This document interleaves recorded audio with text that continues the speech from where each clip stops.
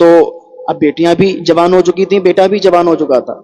تو اس کو چاہیے تھا کہ پہلے بیٹیوں کی شادیاں کر دیتا پھر بیٹے کی شادی کرتا، لیکن اس کا دماغ وہی تھا، اس نے کہا پہلے ہم بیٹے کی شادی کریں گے۔ بیٹے کا رشتہ تلاش ہونے لگا، بیٹے کا رشتہ مل گیا اچھی جگہ، بہت پیسے والے تھے، بہت زیادہ مالدار تھے، تو بیٹے کا رشتہ لگا دیا۔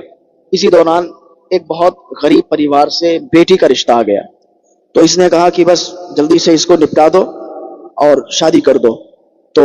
بڑا حقیر سمجھ کے، بڑا حقیر جان کے، اور اس نے اپنی جو ہے بڑی والی بیٹی کی شادی وہاں لگا دی، اور بیٹے سے پہلے ہی اس کی شادی ہو گئی، اس کی شادی کر دی۔ لیکن اللہ کا کرنا ایسا ہوا کہ وہ جو شوہر تھا اس کا، وہ بہت زیادہ نیک تھا، بہت زیادہ نمازی تھا، پرہیزگار تھا، غریب ضرور تھا لیکن بہت محنتی تھا، بہت نمازی پرہیزگار تھا، تو اس کے ہاں اس کی بیٹے سے پہلے ہی شادی کر دی۔ اب کیا ہوا، بیٹے کی شادی کا وقت بھی قریب آ گیا، بیٹے کی شادی اس نے کر دی، بہو گھر پہ آ گئی۔ اکثر انسان یہی سوچتا ہے کہ جب بیٹے کی شادی ہو جائے گی، بہو آئے گی، جہیز لائے گی، تو میرے یہ سمجھ میں نہیں آتا ہے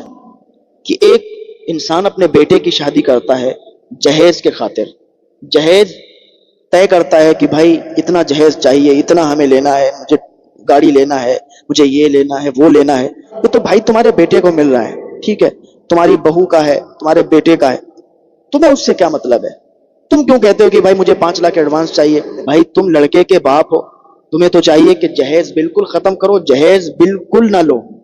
کیونکہ میں نے وہ بھی دیکھا ہے کہ جو لوگ جہیز طے کرتے ہیں اور اپنے بیٹوں کی شادیاں کرتے ہیں، تو پھر وہی بیٹے اور وہی بہویں انہیں اپنے ایک بھی سامان میں ہاتھ نہیں لگانے دیتی اور گھر سے نکالتی ہیں وہ علاوہ۔ ارے بھائی تم باپ ہو،